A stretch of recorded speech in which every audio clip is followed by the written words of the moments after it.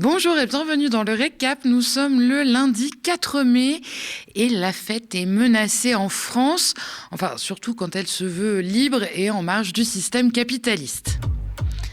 Si vous avez écouté les infos ces derniers jours, vous n'avez pas pu passer à côté.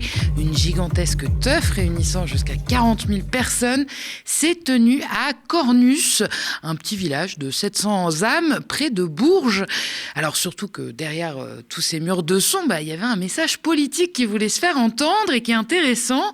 Au Technival de Bourges, les organisateurs et par extension les participants s'insurgent notamment contre la répression de plus en plus intense qui vise le mouvement des free parties et notamment du fait d'une proposition de loi portée par Horizon, le parti d'Édouard Philippe, et adoptée le 9 avril dernier à l'Assemblée.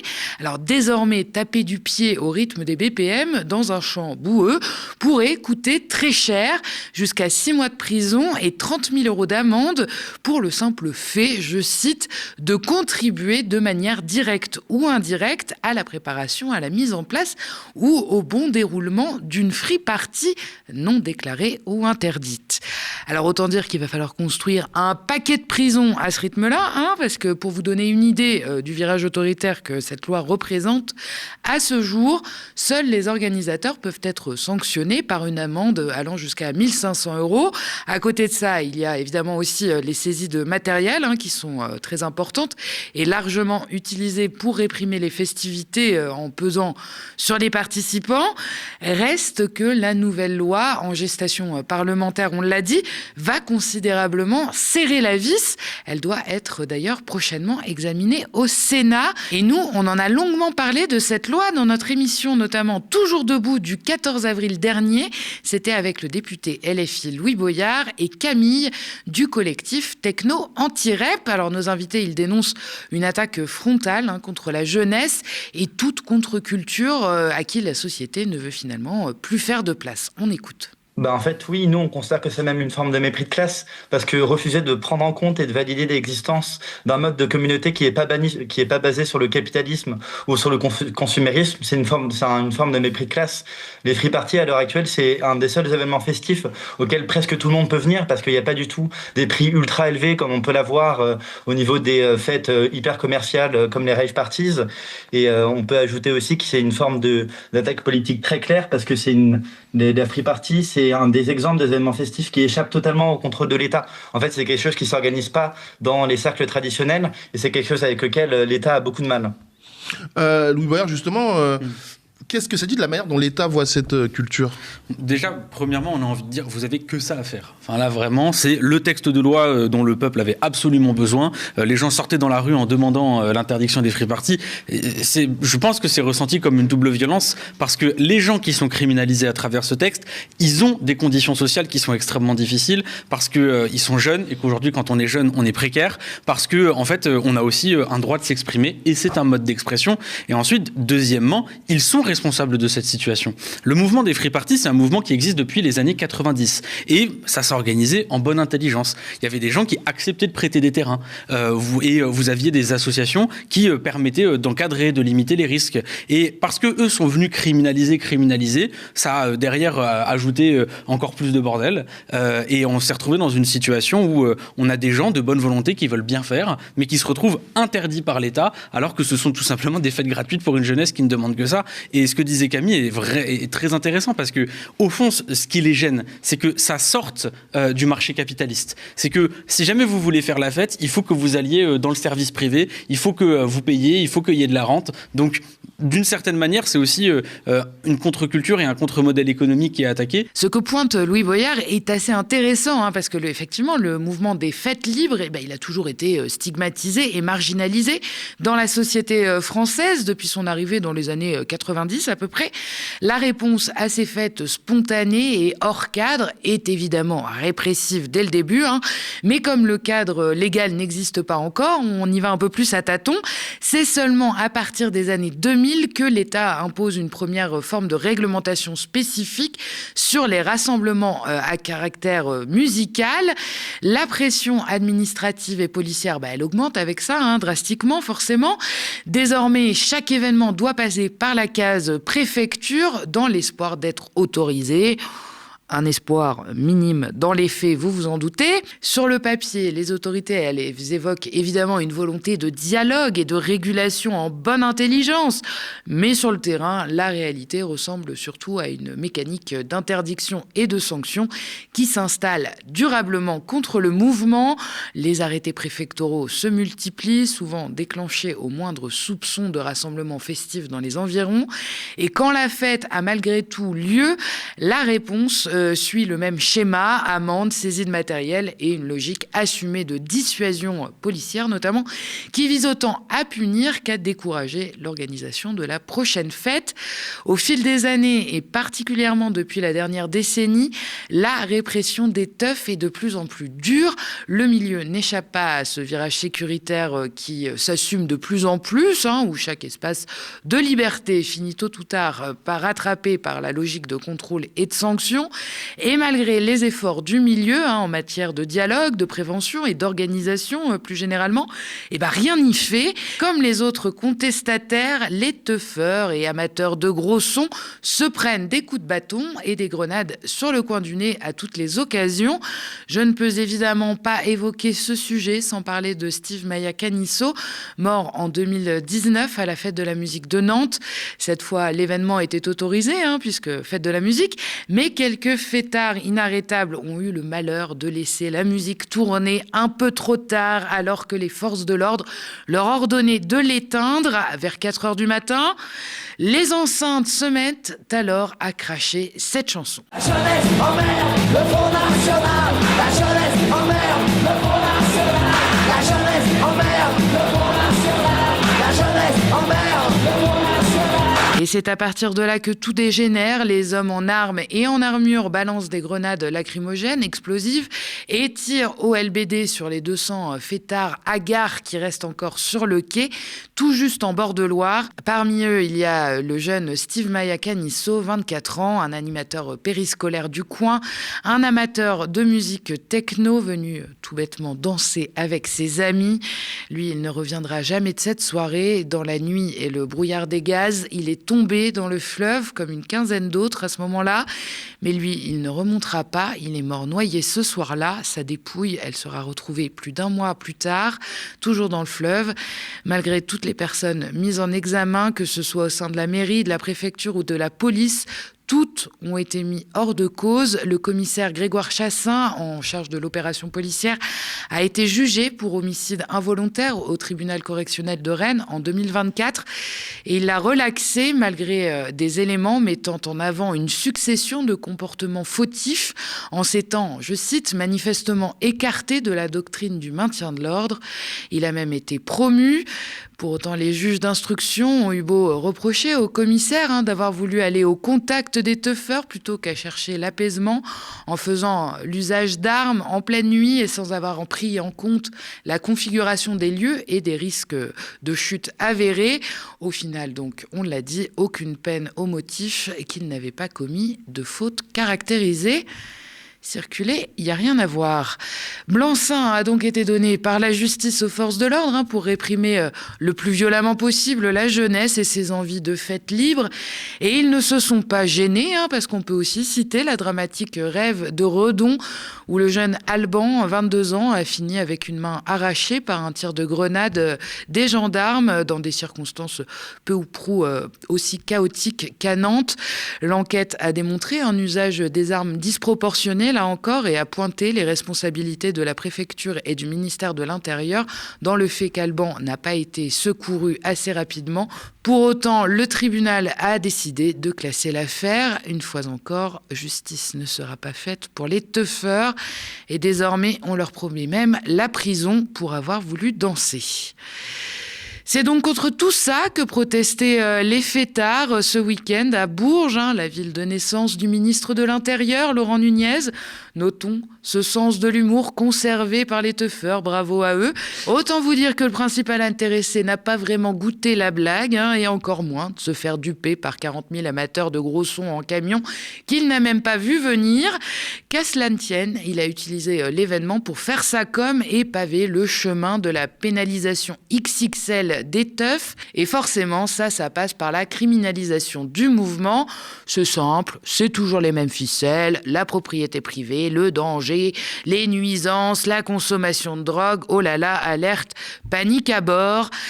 À Bourges, ce week-end, on a donc commencé par entendre que les teufeurs étaient inconscients de s'être installés tout près d'un ancien terrain militaire, je cite, susceptible de contenir des munitions non explosées, a déclaré la préfecture du Cher.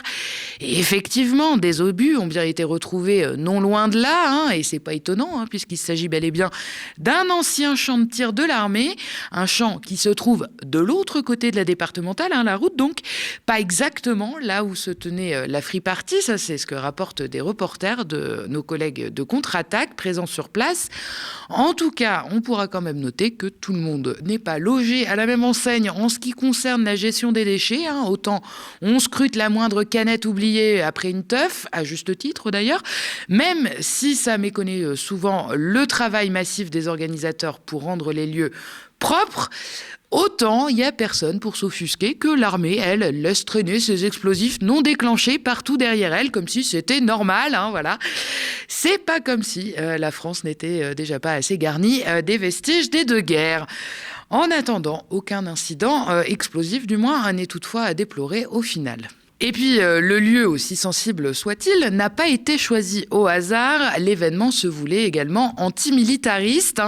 Dans un communiqué qui moque la forme des arrêtés municipaux, les organisateurs pointent les guerres impérialistes soutenues directement et indirectement par la France, citant notamment la Palestine, le Liban et l'Iran, avant de conclure à la réquisition du champ de tir, je cite, laboratoire mortifère ainsi que base d'expérimentation d'armes de tout type, au profit donc d'un technival revendicatif où seront célébrées la joie et l'entraide. C'est sûr que ça tranche. Et vous vous doutez bien que tout cela n'est toujours pas du goût du ministre de l'Intérieur qui a encore durci le ton contre les teufeurs en annonçant aller plus loin que la loi qui n'a donc pas encore été promulguée. On l'écoute. Ça ne fait que me renforcer dans la conviction qui est la mienne de continuer à porter un projet de loi qui s'appelle Riposte et qui comporte ce qu'évidemment les organisateurs avaient bien identifié, une partie consacrée au rave party et qui vise, en emboîtant le pas d'une parlementaire qui s'appelle Madame Laetitia Saint-Paul du groupe Horizon, qui était aussi citée dans la revendication, qui a fait adopter une proposition de loi sur les rave parties. Et il y aura donc un projet de loi porté par le gouvernement qui va exactement dans le même sens. Organiser une rave party maintenant, ce sera un délit puni de 2 ans d'emprisonnement, de 30 000 € d'amende. Voilà, donc 2 ans d'emprisonnement pour avoir organisé une petite fiesta dans un champ gadouilleux. Voilà, c'est ça. Je ne sais pas si on se rend compte de la dinguerie du truc, mais bon. Alors par contre, il y a des fêtes qui sont largement tolérées par le pouvoir en place, des petites bamboches bien capitalistes pour le coup, à 80 balles la place pour être assis sur un banc en bois, qui surfent sur l'imaginaire du bon français bien patriote, bien nostalgique, tout ce qu'adore l'extrême droite raciste. Tout ce petit monde s'ambiance sur du Sardou en étant plus beurré qu'un petit lu, tellement beurré qu'on arrive très vite au point où tout ce petit monde se met à tenir des discours ouvertement racistes, homophobes et sexistes, voire plus si affinité, et même à se mettre à tendre le bras frénétiquement, si vous voyez ce que je veux dire. Ces fêtes, elles sont organisées par le Canon Français, une entreprise d'événementiel financée en partie par le milliardaire d'extrême droite, Pierre-Édouard Stérin. Ma collègue Mathilda vous en parlait il y a quelques jours sur les réseaux sociaux du média. On regarde. Salut nazi, chant nationaliste, cris racistes et homophobes. Des militants d'extrême droite auraient semé la terreur dans les rues de Caen ce week-end. Samedi 18 avril, à Caen, plus de 4000 personnes ont participé au banquet normand, un grand déjeuner populaire à 80 € par personne. C'est le Canon Français qui organise ces festivités un peu partout en France. Une entreprise dont Stérin, le milliardaire plus à droite que l'extrême droite selon ses propres mots, est actionnaire. Avant sa tenue, l'eurodéputée et conseillère municipale LFI Emma Fourreau avait averti de possibles débordements et de l'instrumentalisation politique de l'événement. Une pétition de 2000 signatures demandait l'annulation du banquet. Finalement, il a eu lieu et dès le repas terminé, certains participants ont exprimé exprimer leur haine à visage découvert dans le centre-ville toute la soirée. Je me suis fait insulter de merde parce que je voulais pas en servir parce qu'ils étaient trop bourrés. Ça savait pas se tenir, ils foutaient le bordel, ils criaient tout le temps, ça criait des chants racistes, ça disait avoir les bougnoules dans la rue. Installé au même bar, Nathan nous raconte avoir vu plusieurs personnes faire des saluts nazis, crier des insultes racistes aux passants. Lui-même aurait été victime de remarques homophobes.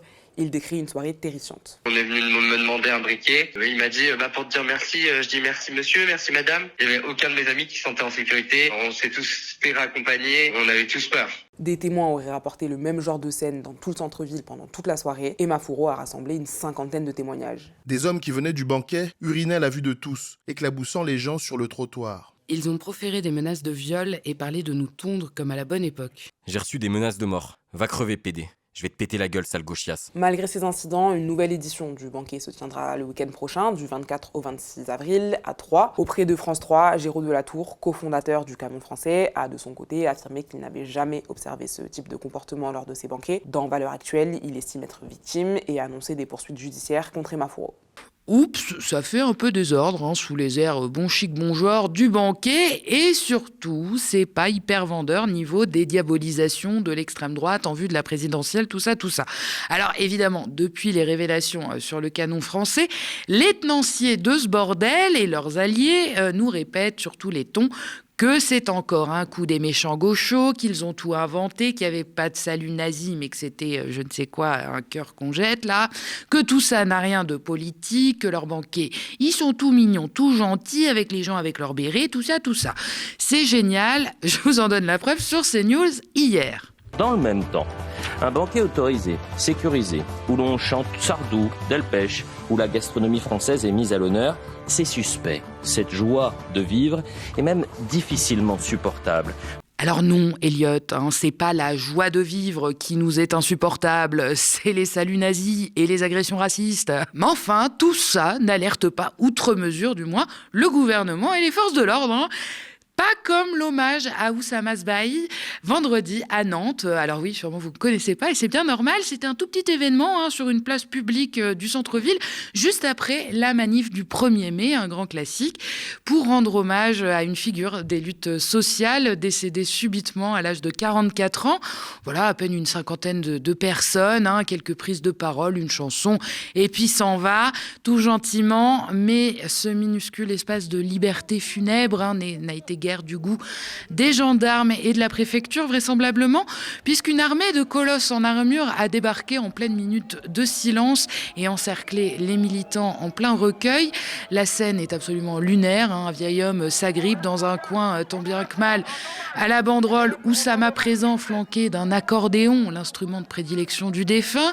À l'autre bout, des gendarmes qui tirent de toute leur force et font valdinguer l'ancien comme une poupée de chiffon. Un autre homme, d'ailleurs, se fera traîner au sol sur de longs mètres pour le même motif. Le rapport de force est clairement défavorable. Les forces de l'ordre sont bien plus nombreuses que les militants présents. Mais la scène a de quoi saisir. Certaines personnes crient « Laissez-nous pleurer nos morts ». Les passants s'arrêtent un peu interloqués, un peu choqués même. Et c'est cette résistance du peuple qui a finalement eu raison de ces consignes absurdes. Des élus et des syndicalistes se sont chargés de la médiation et au bout d'un long moment quand même, contre-ordre a été donné de tout remballer aux forces de l'ordre. L'hommage à Oussama a finalement pu avoir lieu dans le calme et comme prévu à l'initiale. On ne m'empêchera pas de penser que ce bras de fer victorieux du peuple face à la maréchaussée aurait été tout au goût du défunt, justement. Le virage autoritaire dont il témoigne, beaucoup moins que vive la teuf, les luttes et la liberté. Et on fait une petite pause avant de continuer avec le reste de l'actualité. Si vous aimez le récap et que vous avez envie qu'on discute ensemble, de connaître les coulisses de l'émission ou même de choisir et de proposer des sujets, je vous attends sur le canal de discussion Instagram. Le lien pour le rejoindre est dans la barre d'infos. Et puis vous le savez, sans vous, pas de récap et pas de médias non plus. Depuis plus de 8 ans, notre chaîne télé tient bon en indé dans un paysage audiovisuel toujours plus concentré et réactionnaire.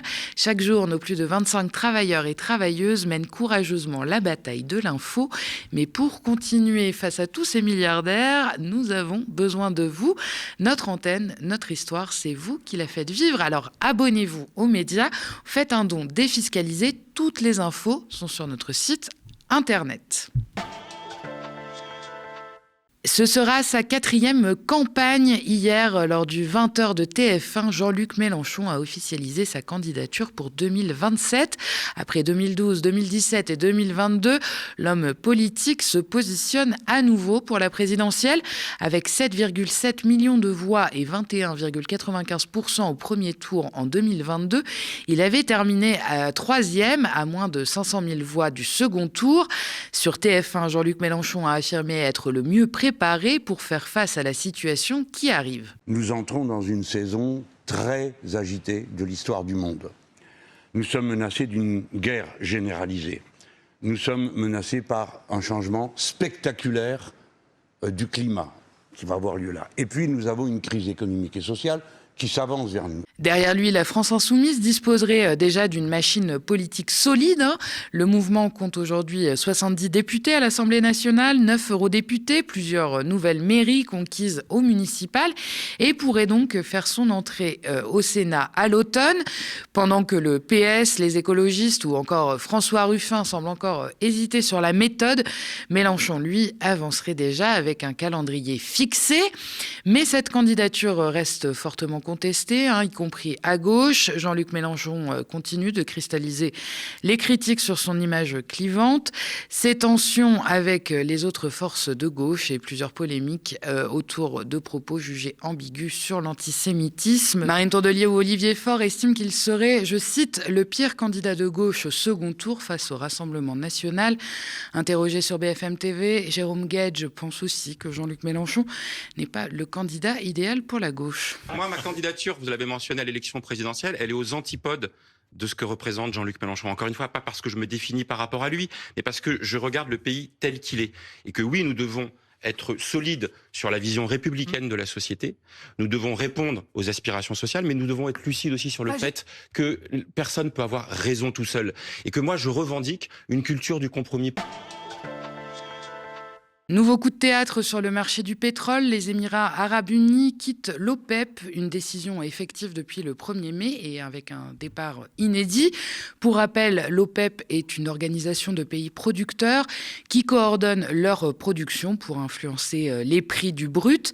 L'objectif, évidemment, stabiliser le marché tout en maximisant les revenus. Ce retrait intervient dans un contexte tendu entre des accords sur les quotas au sein de l'OPEP+, et en parallèle, la situation reste fragile dans le Golfe, notamment autour du détroit d'Ormuz, toujours bloqué par l'Iran.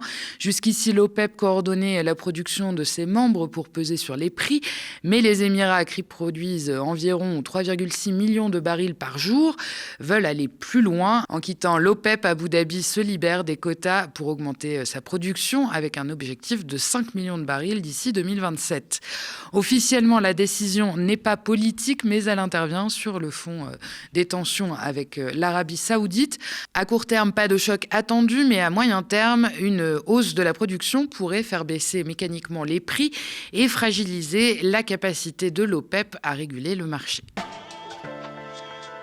Et on termine ce récap en faisant un tour au Japon où une mobilisation massive a eu lieu hier, dimanche 3 mai. Plus de 50 000 personnes ont manifesté à Tokyo pour défendre la constitution pacifiste du pays. Le 3 mai, c'est le jour de commémoration de ce texte adopté après la Seconde Guerre mondiale. Un texte fondateur qui s'inscrit notamment dans son article 9, le renoncement à la guerre. Mais aujourd'hui, cet article est au cœur du soulèvement populaire. La première ministre portant en effet un projet de révision constitutionnelle pour renforcer les capacités militaires du Japon et inscrire plus clairement ses forces d'autodéfense dans la loi. Une orientation qui s'inscrit dans une politique sécuritaire plus large. Ces derniers mois, le gouvernement a déjà assoupli les règles en matière d'exportation d'armes létales. Elle a ouvert la voie à de nouveaux partenariats militaires et augmenté le budget de la défense. Pour ces soutiens, il s'agit d'adapter le pays à un contexte régional instable, notamment face à la Chine et à la Corée du Nord. Mais pour les militants, c'est une remise en cause profonde de l'identité pacifiste du Japon.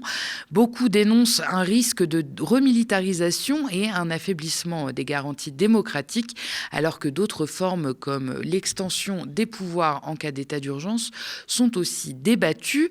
La réforme est pour le moment loin d'être adoptée. Elle devra obtenir une majorité des 2/3 au Parlement, puis être validée par un référendum. En attendant, la mobilisation, elle, s'intensifie dans le pays avec des rassemblements de plus en plus nombreux pour défendre cet article 9. Merci d'avoir regardé cette nouvelle édition du Récap. N'hésitez pas à nous laisser vos impressions en commentaire si vous nous regardez sur YouTube ou via email si vous nous regardez à la télé. Pour nous soutenir, vous savez ce que vous devez faire, vous abonner aux médias ou faire un don défiscalisable sur notre site. Vous pouvez aussi, et ça ne coûte rien, parler de nous autour de vous, nous suivre et nous partager sur les réseaux sociaux, ça nous aide beaucoup. Et pour retrouver l'ensemble de nos programmes, rendez-vous sur Free, canal 165, sur Orange, canal 235, sur Molotov, sur notre site internet, ainsi que sur nos 2 chaînes YouTube, Le Média et Le Média 24/7. Très bonne soirée sur Le Média.